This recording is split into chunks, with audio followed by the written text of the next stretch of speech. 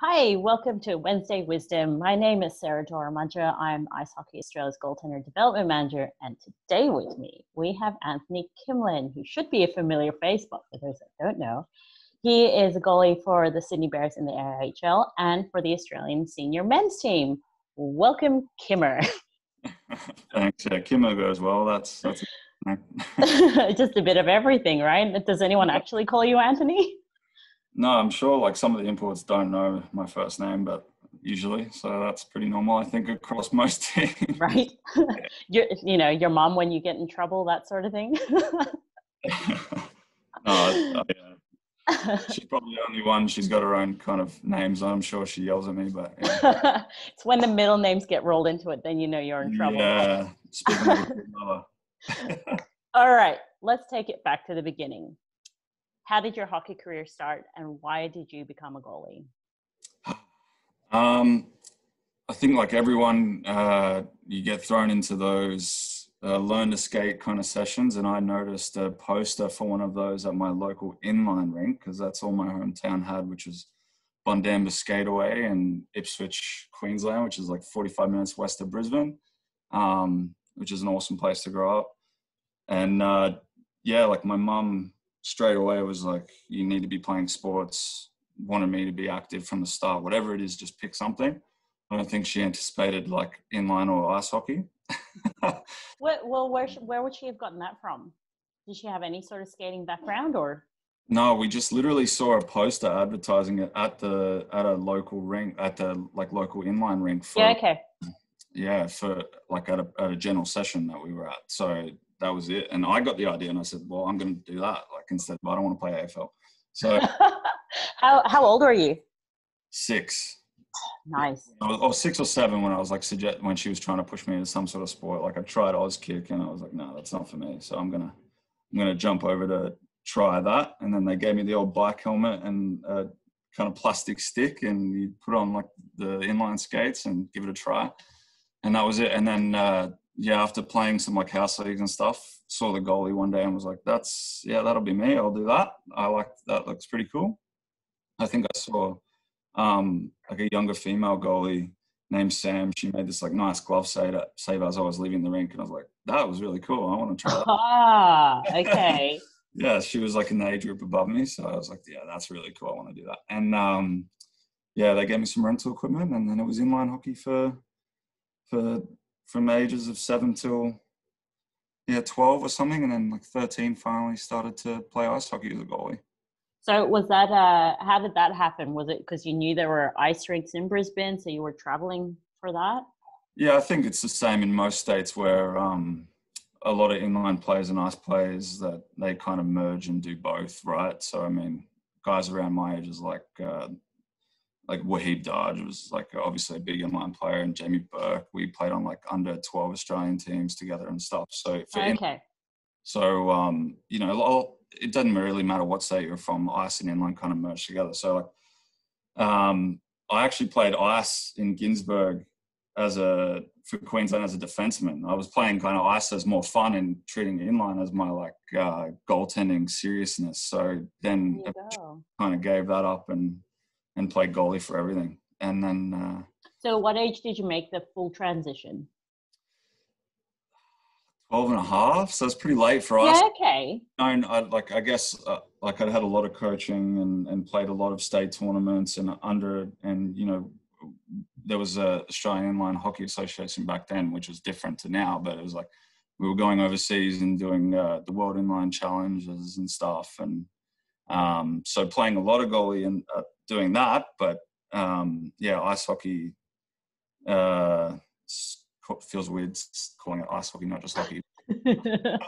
I think I played like the first year of DeFreeze as a goalie, and then left for Canada after that. Okay. So did the national tournaments in Australia, and then went to Canada. So how did all that come about? What was the reason? Yeah. I think my first couple of years of goalie in playing in ice was DeFreeze, and then I did the first ever Bantam National Development Camp. So wow, okay. That's a staple of Australian of the IHA now, right? Which is everyone, but I was in the very first one. It was pretty awesome having like Vladdy Rubes like curling around, shooting pucks on us, and Al Becken was coaching, so that was cool. Comes some of the older guys passing on their knowledge, which was a lot of fun. And then like I guess someone who I was lucky enough to be coached by Anthony Wilson at the under 12 Australian team, and him and a couple of others as well. They all kind of said to my parents, "Have you ever considered taking him overseas?" And I think they went with that. So my whole family, my stepdad and my mum decided that they'd look into it, and then my dad was able to transfer with his job over with the same company over to Canada, and did a lot of awesome work for them. He's had a great career in his industry, and we did a full move at the end of my grade 9, so I just turned 15. Yeah, that's pretty unusual. I mean, usually it's kids will just go on their own and maybe just go like for our summer, their winter, and come back. But the entire family moving, that's dedication. Even like I guess the Stormy and every kind of example, like my roommate Tyrell Clare, and even James Downey, my old partner, and all good buddies. They've all gone over to and done boarding schools, or they've gone over and boarded with families, billeted and whatnot. Yeah, quite lucky. It's a pretty incredible move by my parents to help do that and kind of go on an adventure together, which was fun. And try and get a rude awakening of where I was actually at in comparison to the world of hockey. Right. So let's talk about that adventure. Yeah. Where did you end up, and what were you playing? It worked out that my dad's kind of work, it all worked together that Toronto would probably be the best place for hockey, being kind of the mecca of Canada being the biggest city as well as hockey. And then his job would end up there as well. So we went there. Just started going to tryouts right away at different teams, the AAA level being the highest. And you just try and it's all very much your own free agent in Canada. In Europe, I think it's a lot of guidance, and you work. It's more of a club setting, but in Canada, it's kind of a free for all. It make as many contacts as you can. It's like almost like a real world looking for a job kind of situation. Right. So. Landed there and just went to a goalie school. I thought, straight away it'd be great to get some of that knowledge and see where I was lacking and get evaluated. And then from there, tryouts, and ended up in double A hockey, which is good. Minor midget double A. So essentially I got there in like my draft year of the OHL. Okay. Is essentially very behind the curve of Canadian hockey. So I remember kids at high school saying how John Tavares was like already playing in the OHL. He's my age, I'm older than him. And he was already playing in the OHL. He had like 20 points in his first like 20 games or something. And he had stick deals and agents. And I was like, even like small town, like Sun Queensland, still trying out for teams. So it was a rude awakening for sure, but eventually got to midget AAA and then junior and all that. And that was 11 years later. Came back to Sydney. Wow. Okay, so you say it was a rude awakening. Aside from people already having their own agents and stick deals and whatever, what were the other differences, or just I guess surprises would be the word to use? That's probably the best question with regards to that point is like how I was treating the game versus how they do. And I was committed and dedicated. I'd never miss a practice in Australia, and I would always work hard and do the best I could everywhere I was. But in Canada, it's I guess a lot of people know that now, especially a lot of Aussies that have done that or spoke with a lot of coaches that we have here, like yourself, right? Who know what that overseas scenario is like. So it's just treating the game as almost like a job as well, but a fun job, but still like I'm going to commit, my fitness to it. I'm going to commit my, mental ability to it. I'm going to commit even my own ice time to it. All aspects of the game, day in and day out, I'm going to make sure I'm the best I can be in all categories kind of thing, right? Rather than just go out and have fun. Yeah. Like, be a student of the game, but then also, you know, am I in the best shape that I can be so I can be consistent throughout the whole time I am on the ice. So it's really, you know, a rude awakening in terms of the routine and habits of what it takes to kind of advance over there, for sure. I think just on that, you know, I guess most of our players here might only have an hour of practice time a week, 2 if they're lucky. But if we just go in one 24-hour block, if they're only on the ice for 1 hour, what are you doing for the other 23? Are you getting enough rest? Yeah, Are you eating the right thing? What are you doing off the ice? What are you actually, you know, because 1 hour a week is definitely not enough. It's everything else that you do outside of that has contributed as well. So sure. I think the cool part about that is for this generation more, like, obviously we're not 20, like when we if were only. younger, like when we were younger, right, there's not a YouTube video or an Instagram reel for every type of training, right? So it's VHS tapes. Yeah. Sure, we'll say DVDs, but VHS,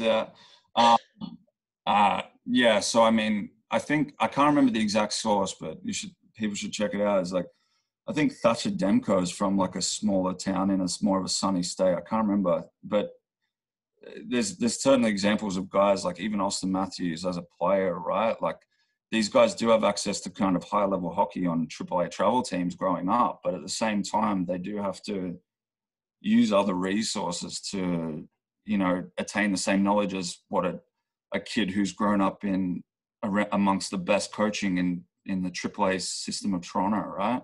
Right. So, you know, the McDavids and the Stamkoses, and they have that luxury of growing up with, you know, NHL coaches and the elite people around them and playing against the best players in Ontario day in and day out for 10 years. That prep, they have that, right? But at the same time, you've seen players like, you know, like the ones we've just mentioned from sunny states in the States that don't have that competition nearby, that really develop their game in other ways. So I think that's something that kids should really leverage over here. Well, and you mentioned before, be a student of the game, and it's in a way it's more accessible to be a student of the game. If there's something you want to work on, you can just easily just look it up on YouTube or a quick Google search, and you're going to find a variety of answers, and then see which one works for you. I mean, you've had people, you know, the coaching that you do, and the people that you've had on you know, this show, we'll call it. Sure, we'll do that. Like, is it Maria Mountain? Is that her name? Yeah. Incredible, right? You'd spend 10 minutes on her page as well, and you can get a good direction on where to go in terms of fitness. And then any coaches, like I heard Damien speak last week as well, right? And at the sessions that he's running in Victoria, and the sessions that you would run, or even like my mate Gabe, right, who runs sessions in New South Wales, there's certainly resources for on ice, there's resources for off ice, and there's plenty of people who just will discuss kind of even the mental ability of the game in Australia as well. So I think, there's certainly a lot of avenues here that anyone who's trying to get better can explore. So I think that's a positive in comparison to when I grew up. Yeah, absolutely. Not that I didn't have good coaching. I had really good coaching for our time, but it's definitely improved for sure. Yeah, I think so too. And we are continuing to grow the game and develop the game and give more opportunities to the next generation, well, even the current generation, and as well as the next generation, more opportunities for them to grow and develop, which I think is fantastic. Yeah. Okay, jumping to AI career. So obviously started off with Gold Coast, had a first season with them, but then I'm just going to go through a little bit of your resume. Sure. Played for the Ice Dogs, played for the Bears, have won a Gold Cup with each of those teams. Yeah. AI Goalie of the Year, 2012, 2016, 2018. You know, no big deal, whatever. Tell us about your AI experience. I mean, you're like, well, not right now, you're not playing because no one is. But assuming we did have a season, let's just go with that. What have been the highlights for you? What's been so great about playing in the Australian National League? I think the fact that we get the imports and the talent we get within the AI and the AWAHL, like the imports that you guys had were incredible this year as well. It just shows kind of the experience and the, how fun it is to kind of play in our league and how it is developing, and the level itself is getting much better. So Gold Coast was awesome, wanted to be around family, and that was the primary reason. I've been away for, I think, 6 years at the time. So I thought, I'd come back, see grandparents, see aunties and uncles, play a bit. Makes sense. Good time. We had a great season, got injured throughout, so we didn't make it, unfortunately, but it was tons of fun, and unfortunately that team folded. So it'd be awesome to see a team back in Queensland, and I know there's efforts for that again. We all want to go up there and play road trips, that's for sure.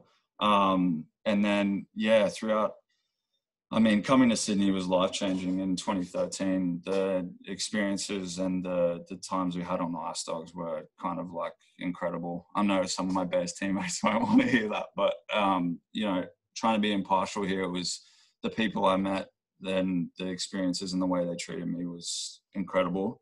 That being Ronnie and the whole organization, and, going on to win after a long time with that team was awesome as well. I was there for that final. That was a really fun final to watch, because that was against Newcastle, right?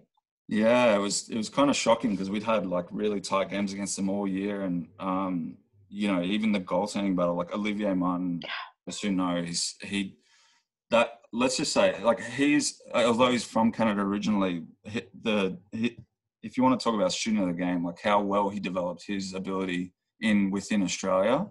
I think he had like a 91.9 or a 91.5, like in that region that season, and so did I in that area. So that's a true example of definitely like doing well within Australia, and like I think we got lucky with a couple of quick goals in the second and rode with it from there. So that was a fun night. We, taking the cup to the casino and stuff, and then, I moved back to Canada to finish uni, and just playing senior AAA over there, and then decided that, very luckily, Bert Malloy, again, I owe him so much. He got me a meeting with someone at the company I work for now, and I've worked for them for 5 years, and I always saw Sydney as a place I wanted to come back to. And at the time, everyone I knew from the Ice Dogs was a Bear. So it was either Melbourne Ice, because most of my best mates are from the national team are from Melbourne. A lot of my mates are. My 4 year in a row roommate, Tommy Powell. So he brings the best snacks and he gives the best cuddles. So, so he, I had to make that hard choice, just a life choice on moving to Sydney, and the Bears, it just is the way it ended up with, just based on life. And well, sometimes you have to make that decision, right? Like, realistically, right now, how our situation is that hockey is it's a hobby for us. It's not a full-time salary for us. So the life decision definitely has to take precedence. But I'm glad that you still stayed in Sydney. So, so how's it been like with the Bears then? It's been good. I think we had a lot of work to do when we first got here, and just forming good habits. And the move to Macquarie certainly helped both us and the Ice Dogs really, facilitate good organisations. And we've seen some really good teams over the years from both teams. So it's been good, and kind of like 2018 was huge for us, and making the final. I think the rankings before the season, we were like meant to be 7th. So we made a lot of moves and tried to get as many young kids as we could in when, a lot of players chose other places to play, which is fine. And, luckily enough, we mended together and got to the final, and that heartbreaking loss. I'll never forget that toe drag glove shot over my shoulder, which is fun. But it feels a bit nicer now knowing that, we were able to do it last year and win the cup. So it's always going to be a fun game playing against Canberra, and like that competition level being as high as it is in that final, and hearing people talk about the 2018 and 2019 semi-final, again, like just in the reference to playing against Canberra. you know, how high that level is and how much fun people have watching the game is pretty cool. So Yeah, it's been fun. I mean, as a spectator of it, it definitely is fun to watch. So Yeah. I hope, you know, it's been unfortunate that we haven't had the season this year, and you know, we've had a couple of just games here and there, but I'm looking forward to next season. Hopefully things sort of back to normal. Hopefully we can get to that point again. Yeah, I know. So yeah, I mean, I think it's not so bad for us. We're trying to we have practices every Tuesday night, which has been good, and the team has done their best to support us throughout that, which is great. You know, and it's good to see kind of the Dogs in Newcastle play and get on the ice as well. And you know, it's tougher in places like Canberra, and even again, Tommy Powell like, sent me a snapshot of the ice being taken out of the ice house with the second wave of COVID. So it's just kind of a bit, you know, you try and do as much as you can kind of on the ice and off the ice. And yeah, hopefully we're all good to go for 21. I hope so. So, well, I mean, it's good to hear that you are still training as well, that, you know, and I guess with anyone, if there's been a good time to have an off season or rehab season, has definitely been the year for that. Yeah, that's it. Yeah, if you're nursing an old injury, it's definitely the right time. Sure. Right. Okay, let's move on to Worlds. So I think a lot of people know that you've played for Australia for a while. So I know in way back in 2007 you played for the U18 team. Yeah. That was well, it was your debut playing in the green and gold. So 4 games under your belt, just finishing off with a casual 9-2-3. Big deal. But you didn't play any U20 tournaments, did you? Yeah, unfortunately, that was when I kind of fell into I think the first time I was asked, I was playing for the Marlies AAA in Toronto, and that was mid-season and kind of not expected that. There's no breaks kind of thing in AAA hockey, right? It's not like well, they don't really release you, right? Yeah, so it's kind of expected not to be going to that. So it's a bit tough. You know, I'm sure a lot of players have time. It can be tough leaving around that time. But under 18 was awesome. It was, you know, my good mate still lives in Canada, but Jared Seymour was on the team. Todd Graham, heaps of Vic players that I played in line with growing up. Yeah, it was a really good team. I think we had 2 wins. And yeah, it gives you a little taste of playing for Australia, which is obviously really, really good. And I think like for anyone that does those tournaments, they really understand of like what the work ethic is just for 7 days of work in preparation for those tournaments. Gives you a little taste of how hard it is you need to work day in and day out. So it was good, and good precursor for the men's team. So just question for you. Yeah. Thinking way back to then, when you were told that you're on the team, do you remember what the feeling was like? Not really. That's bad. I remember it was Rob Stark was the coach. That was one. Okay. And knowing like his whole resume and his background and how great of a coach he is, how great of a player he was too. Like that was awesome. And I think that that experience in itself was really cool to see. Like Ice Hockey Australia have such good coaching, right, for the national team. So yeah, but I think I more remember the feeling of getting over. We had training camp in Canada and just getting around the team and then getting your jersey, and that's kind of like that's really cool. And you know, the green and gold, and you know, all coming from the same backgrounds of you know, some tougher rinks that you know, back in the day of like the Gold Coast and who are a bit you know, not the nicest rinks, and working through the same challenges to get to where we were. So yeah, it was a lot of fun in Romania. So it has character, right? That's what we call it was fun. So even now, like so I've got it down as, well, according to what I could find, 2009 was the first year play for the national senior team, and you've pretty much consistently been on the team since then. Yeah.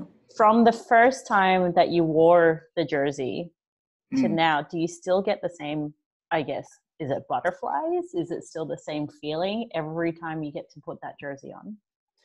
Yeah, I think so. It's momentary when you're getting dressed. I think like a good part about the experience of having played as many games now,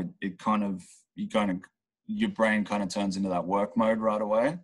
You know, you playing in Worlds would probably know as well, right? So, but yeah, it's, you know, you put it on, or you see our awesome equipment managers hang up the jerseys, and you walk into the room for the first time and see everyone's kind of like, you know, the logo facing out, and yeah, everyone kind of is pretty quiet the first time you walk in the room when you see that jersey. So it's pretty cool. It's momentary, and then you obviously feel inspiration, and then get to work and do the best you can. So And then it's go time. it's go time. Yeah, that's it.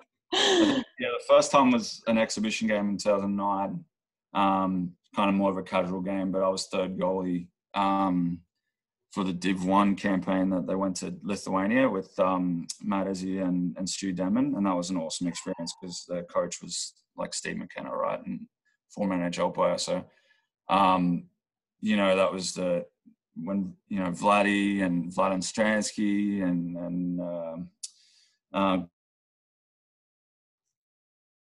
so, and that was my first taste. And it was obviously Webb Ealing, so so many players and it was it was really cool. And then after that it's been awesome. It's been awesome playing. It's definitely something to look for every year. Yeah, well, so just a few highlights. Okay, so consistently you've pretty much had between the low to mid 900s. So deserve to be on the team that you can still perform. Best player for Team Australia 4 times, which means you have a very nice Tissot collection going on. Yeah. Best goalie of the tournament 3 times.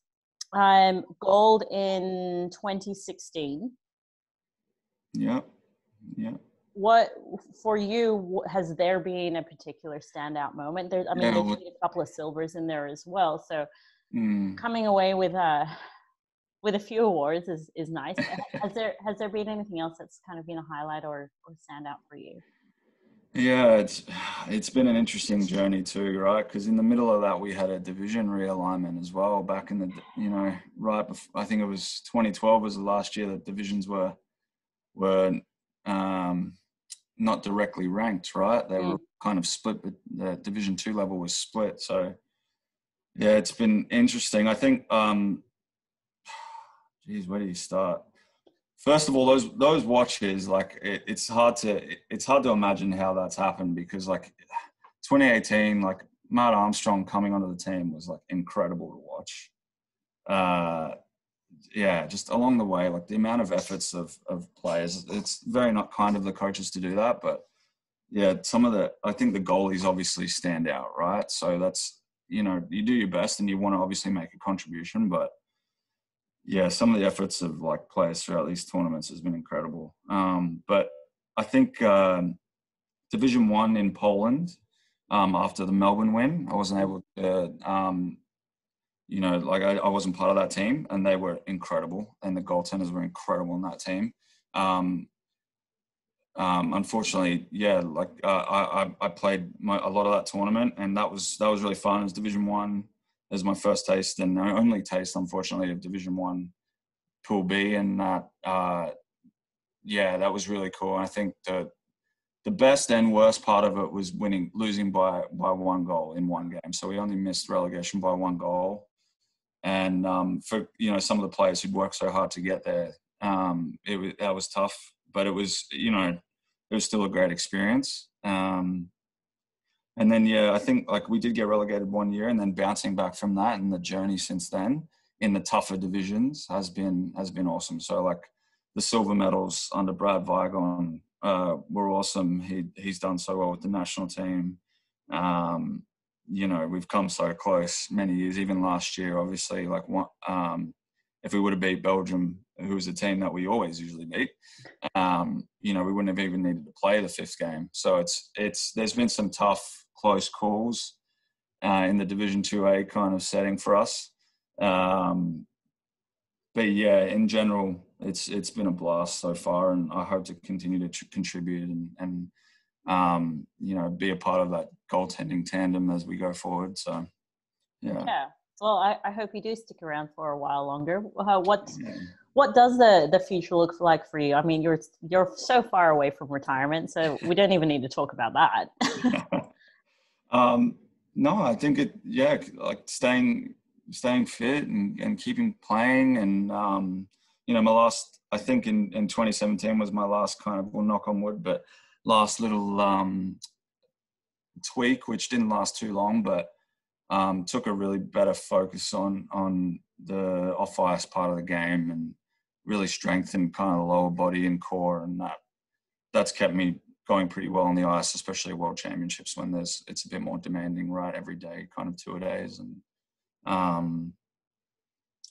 so that's really helped. And I think Liam Webster and I had a quick chat one year in the hallways of the hotel at Worlds, and kind of said, like, I don't want to finish playing without winning a game in Div 1. Like, I want to get back to Div 1, even though we play harder teams in Div 2 now, but like, I want to get back there, and I want to actually do that and just kind of say that's what we did in our era. Yeah. Pass on to the next generation, kind of thing. So that would be awesome. Maybe we'll see what happens. Yeah, well, we just have to wait and see, really. Okay, so to finish up, for any young goalies out there that look up to you, because I am absolutely certain there are, what kind of do you have any advice or tips for any of them if there's goalies looking to become you? What would you recommend that they do? Just what we spoke about at the start. I think go with every avenue you can. I think as a kid, I had avenues of coaches locally, like a good young, like my original first hockey coach, Chris Stanek. He was awesome. I lost touch with a lot of these guys, but they'll always be friends forever. But like Henry, he knows who he is. He was like the nicest goalie coach ever. But and he was so good. But I think using every resource you can nowadays, using yourself, reaching out to goalie coaches across Australia. And we do have a goalie coordinator in each state, by the way. Of course, so yes. They are there. So doing that and getting some direction, and then applying those learnings, so you're prepared for every practice, so you've analyzed kind of areas that you can work on. Are you one of the fittest people on the team? Can you, even though you're a goalie, can you try to be one of the fittest people on the team, regardless of cardio or plyometrics, whatever it may be, right? So, yeah, I think, kind of sourcing any avenue of improvement that you can, and just going as hard as you can at any of those avenues. Yeah, absolutely. Awesome. Well, thank you so much for this chat today. It has been brilliant hearing your story and your journey and how you became what you became. And I really look forward to you winning games in Div 1. Hopefully that will happen. You'll work your way up to that. Thank you so much for this chat. I hope lots of young goalies get a lot out of this, and we'll see, even better goalies in the future as well coming through the ranks. It'd be awesome. They better be. That's the whole point. That's the right. All those young guys playing junior right now. It's come take it. Not until you retire, though. No. Take it now and go win in Div 1, whatever it takes. Yeah, we want to get better. Yeah, absolutely. All right. Thank you so much. No worries.